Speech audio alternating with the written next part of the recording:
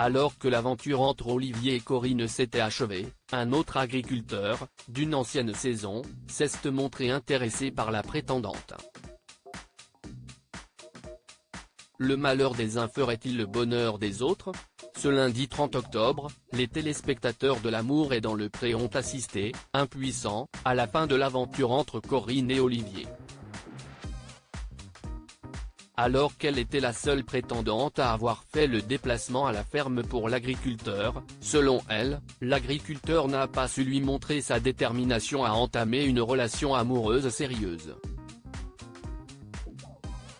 Et ce n'est pourtant pas faute, pour l'aide-soignante, d'avoir tenté de décoincer la situation.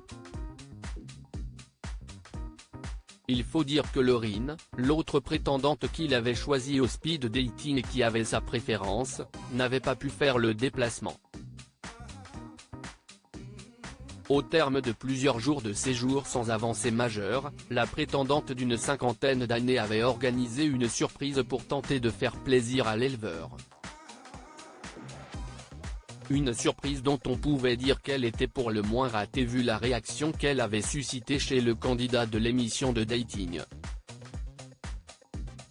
Un séjour décevant pour Corinne dès le premier jour, celle-ci avait remarqué une odeur désagréable dans la chambre qu'Olivier lui avait préparée. Pour le premier soir, celui-ci n'avait pas non plus jugé bon de préparer un repas à sa prétendante, lui préférant des pizzas pour un repas partagé dans un silence plutôt gênant.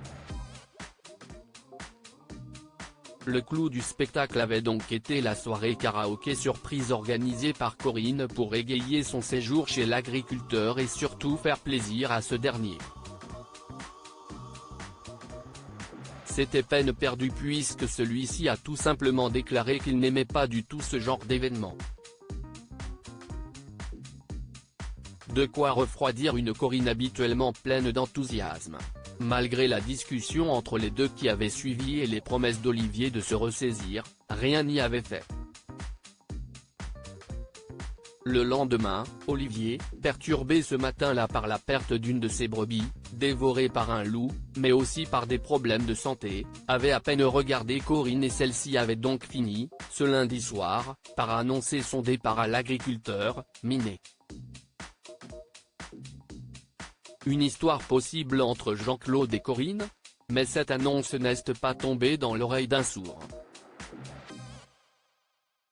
Découvrant l'épisode de ce lundi soir devant son écran aux côtés de son comparse Pierre-Emmanuel, Jean-Claude, participant de la saison 15 qui avait connu un début d'histoire avec sa prétendante Yolanda et avait fait le buzz grâce à une scène culte dans un jacuzzi, a réagi au départ de l'aide-soignante, déclarant « J'espère qu'elle va pouvoir trouver quelqu'un qui lui correspond parce qu'elle est vraiment géniale ». L'ancien candidat a alors fait une révélation, ça pourrait être mon type de femme, si est quelqu'un qui bouge, qui est nature, qui est vrai, qui est simple. Moi je sens qu'elle va t'écrire, sourit alors Pierre-Emmanuel.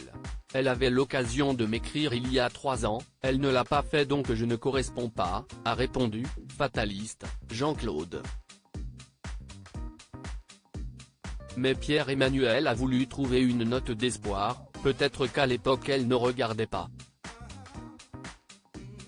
De quoi laisser une porte ouverte pour une possible relation entre Jean-Claude et Corinne.